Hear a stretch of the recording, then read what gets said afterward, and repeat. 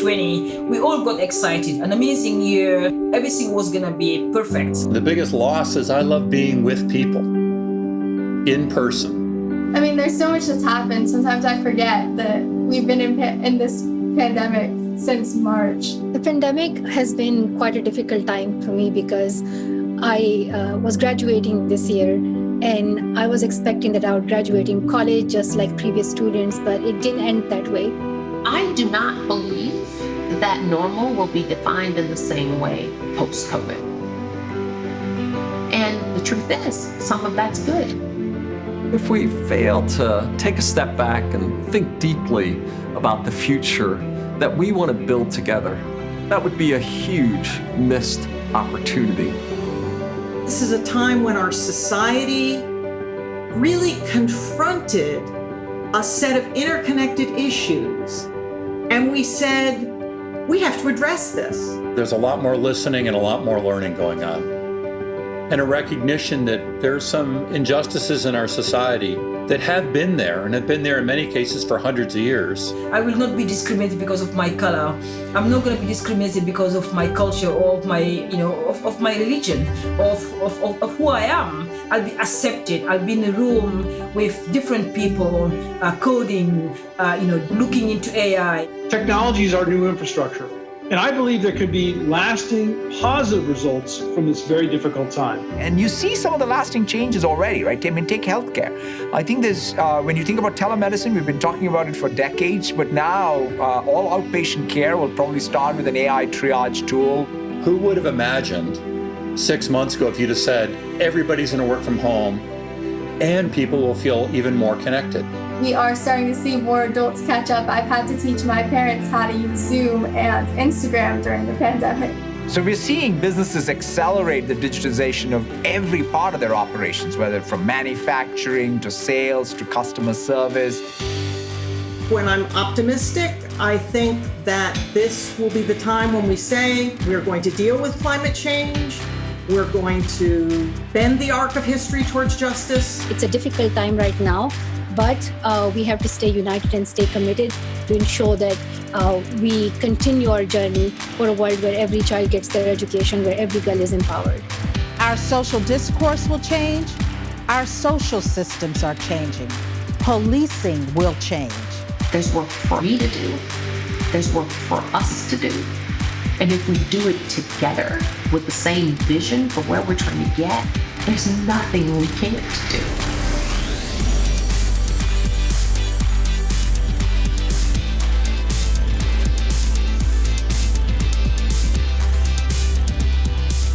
Service providers are leveraging this same cloud approach as they build out 5G.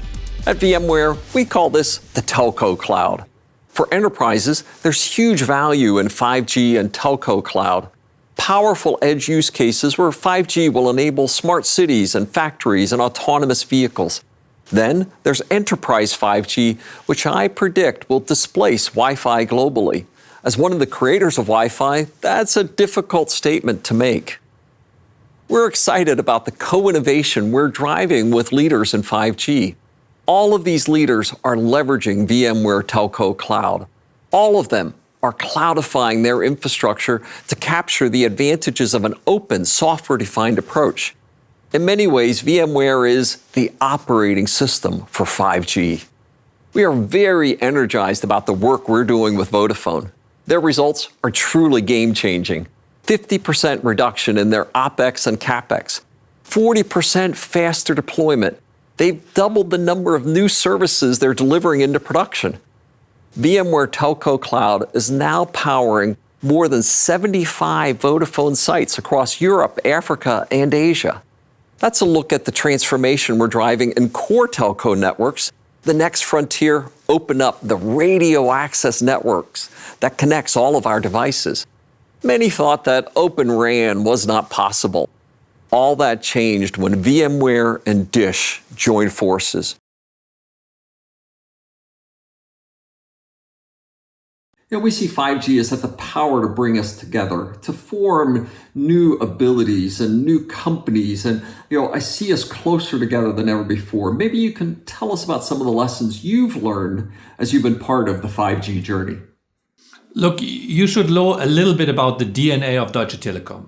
Our purpose is we won't stop until everyone is connected. For us, 5G is the next big opportunity. Everything which can be connected will be connected, and 5G is the enabler for that one. 100 times more speed, a dramatic increase of capacity, and this coming at real-time low latencies, below 10 milliseconds. This is what we are talking about. And Deutsche Telekom's ambition as the leading European telco is we want to be the number one in every drive test, in every connectivity test, with regard to 5G. It's a big, big business opportunity for all of us, and it will enable the society to become better.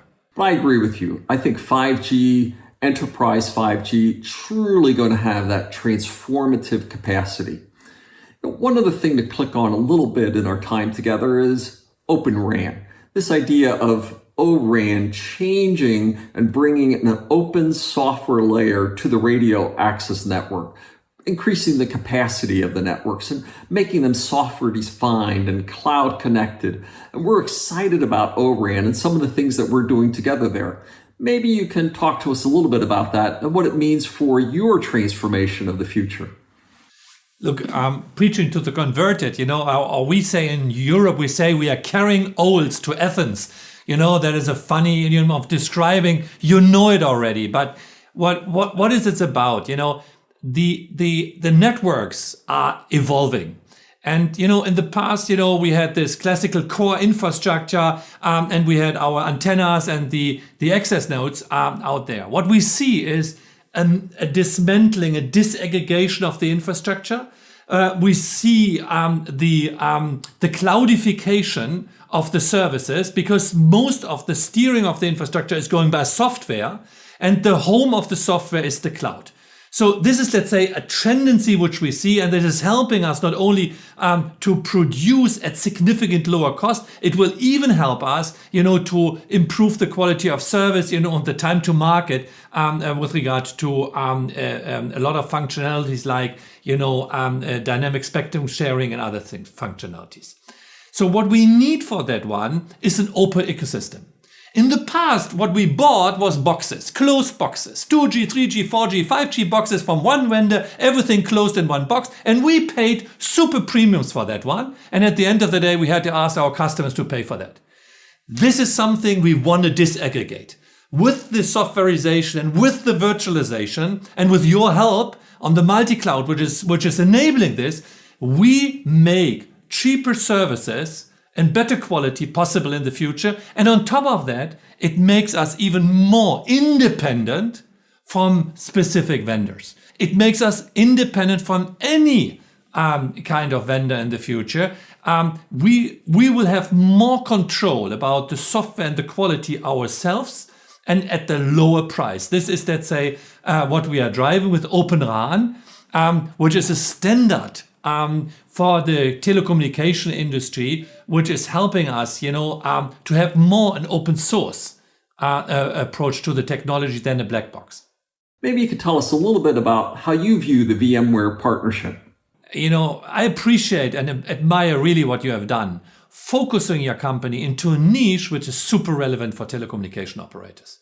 Helping us on this way which I described, the disaggregation, the virtualization of our networks. This is something which we need, but we do not want to give our keys to the hyperscalers. We do not want to hand it over to the Amazons and the Microsoft. We want to work with them. They are good partners, but having an independent multi-cloud approach with high network competence was the moment for VMware in the history of our relationship. Yeah, so yes, indeed, Shaker, we made the decision to go cloud native about a year ago. And then we went on a journey to test if it was the right time and the right solution. So we went through extensive testing over the last almost a year, 9 months. And we came to the conclusion in the June timeframe that yes, indeed, the market is ready for cloud native. And I must say, thanks to you guys, we went beyond our dreams and expectation. We can now onboard pretty much any cloud native 5G function, automate it, do automatic scale up. I mean, it's a dream comes true for us. When it comes to ORAN, Open RAN, so indeed it increases the ecosystem. We have much more partners coming to us. We have seen a very good economics. But what we have seen even more is that the speed of innovation is much faster than before, because there are so many people that want to invest in ORAN. There's so many people that want to bring some new ways of managing efficiency, spectrum, power, and everything that, it's another dream comes true to us where we have much more possibilities than before. So that's another very sweet decision we think we've made. First of all, thank you for inviting me, Shekhar. It's a pleasure to be here and to share a bit of the Rogers stories and the plans, and also the importance of our partnership. First of all, let me say that we're incredibly proud of the work that our team has done over the past months in terms of making sure that the networks have been up and serving these needs that have come about as a result of this pandemic. And so for us, it was incredibly important not only to serve those needs, but then during the pandemic to be recognized as the best performing network in Canada.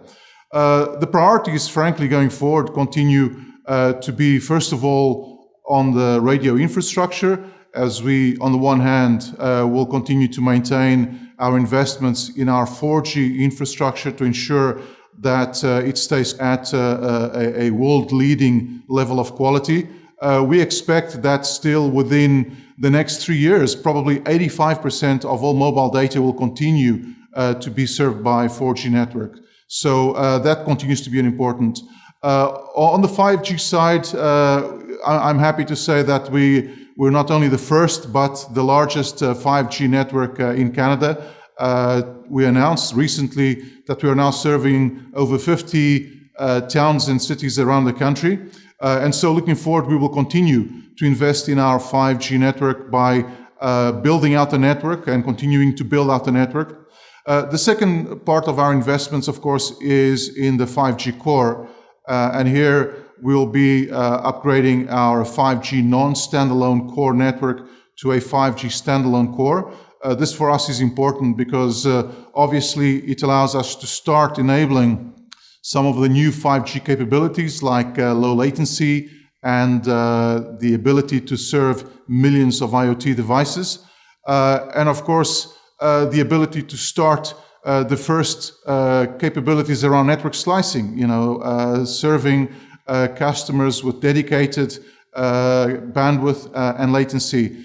I would say the third part of our priorities is, of course, continuing the build of our common hybrid cloud in partnership with VMware.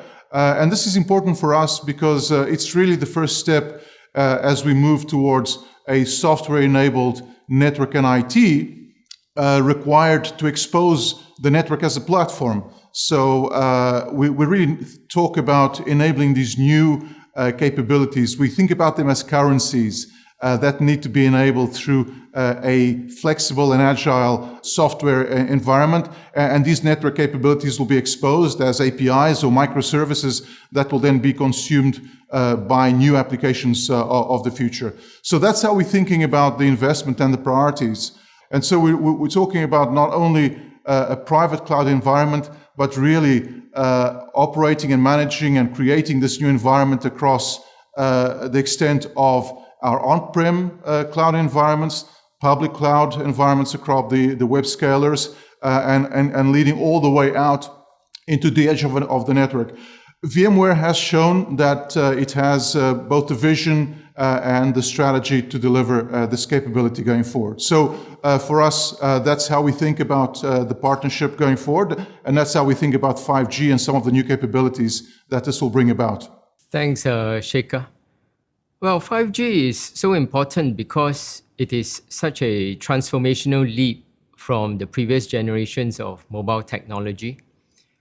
Unlike 3G, 4G, 5G delivers far more superior speeds, much lower latency, and it allows massive connectivity of devices, so underpinning what we would like to see in terms of IoT for smart nation. But besides these attributes, actually what 5G also gives us is that it is programmable, it is very flexible, provided we know how to program it. So in order to reap all that benefits of 5G, it requires operators like us to transform also the backend of our network. So what this means is that we have to virtualize our cores, we have to build software development capability, and you know about virtualized cores because we are working with you on this. Now, in terms of use cases, what we see is that there's a lot of promise in low latency of 5G, but the early use cases of 5G that we see make use of the very high throughput in uplink for 5G.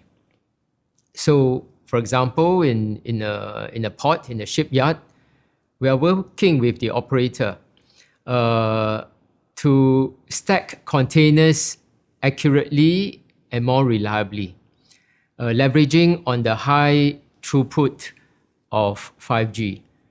So they use video, the uplinking of cameras, video on containers, so that the remote operator can see how he can stack the containers accurately, reliably.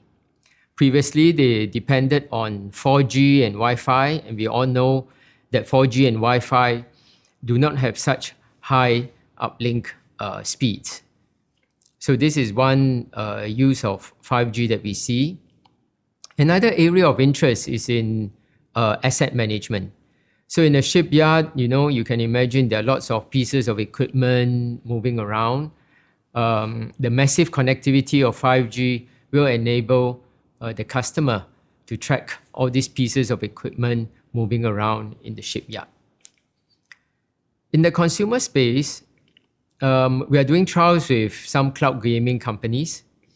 And what we see is that 5G NSA, non-standalone latency, is lower than that of 4G.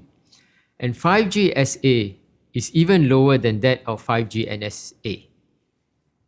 And what excites the cloud gaming companies is that when we put their applications on our mobile edge, we not only deliver far lower latency than the SA version, we can also assure the latency.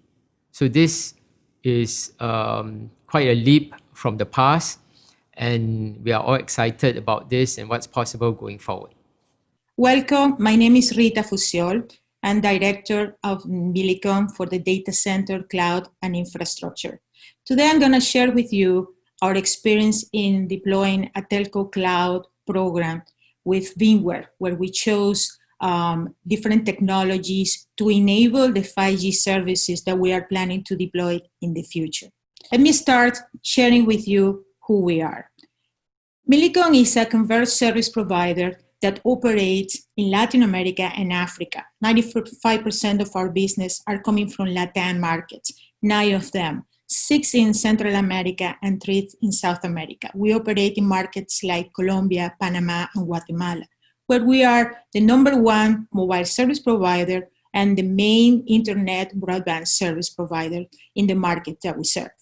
We also run a cable network where we have 11 million home passes, where 4 of them are home users. Let me start explaining you why, as a telco service provider, we embrace this transformation in preparation for our 5G journey. We needed our traditional network to become more scalable, adaptable, flexible, and agile. And in order to do that and to be ready to adopt the decoupling of the software that the 5G technologies will bring in the future, we needed to transform the way how we were operating, the technologies that we were using, and the functions and the vendors and the ecosystem that we were using in our traditional business. We have networks in 2G, 3G, 4G, But in order to get ready to 5G, we need the cloud technology as an underlay network to provide all those future services, not only in our main data centers, but also in the future going towards the edge. When we started this journey, we realized that we have multiple business units already in some kind of virtualization steps. So we have our IT organization responsible to manage for the typical applications that as an enterprise we need. They already have been doing virtualization for the last 7 years using a different platform. We also have our B2B organizations selling cloud services with multiple technologies. On the other hand, as a telco provider, most of our network functions were running in physical appliances and dedicated hardware provided by our telco suppliers. Also, we have other organizations going to cloud services directly using and leveraging the main cloud providers. When we try to deploy a telco cloud, we realize that the complexity of the existing environment will not allow us to move forward and in an agile manner as we originally planned. Most of the operations, the 9 operations, were deploying these architectures by their own. There was no central governance, there was not a common operating model, and there was not a single technology that will allow us to standardize our services. So we stopped, we needed to do something, and then we defined a new strategy that will start with a cloud simplification plan for all these platforms, and most importantly, to control the investment in a central team to ensure that we didn't have any temporary solutions or parallel solutions to the main program that we were ready to embrace. Comcast has evolved over the years to a cloud-native development model. Our teams are deeply versed in our multi-cloud environment and come into projects wanting to spin up resources and get moving as soon as possible. Virtually all of our product development starts with easy, effective access to the right cloud resources at the right time. And has this enormous shift in this dynamic environment caused you to change your strategy in any way, Jan? That's a great question. Our strategy have not changed. Our network has been built to deal with capacity and to deal with demands that we've seen now as part of the pandemic, but also focusing on our cloud. Our multi-cloud model is simple in principle, and that's our strategy. But the challenge is making it work seamlessly. We are committed to ensuring that every user in our environment can be matched with the right resources at the right time, with minimal inertia, barrier to entry, or confusion. Some of our cloud principles, are applications should run in the environment that is best suited for it, whether it's in private or in public. Applications should have fully automated access to whatever cloud resources they need. And security and governance should be consistent across and portable across all of our cloud environments. And finally, teams should have real-time visibility to cloud performance, cost, and utilization. There is no one-size-fits-all solution, which led to our multi-cloud approach, and that strategy have remained intact. In order to provide the seamless and fully automated provisioning of cloud resources in a multi-cloud environment, it was critical to have a private cloud that is fully automated and within the same performance and availability offered by public cloud providers. Looking at all those needs, VMware stood out as a clear choice for us as a partner. The combination of VMware's technology, which is world-class, and more importantly to me, your expertise, commitment to invest and deliver innovative solutions made it a clear choice for us that your team would be a force multiplier to the innovative and important work we have undertaken.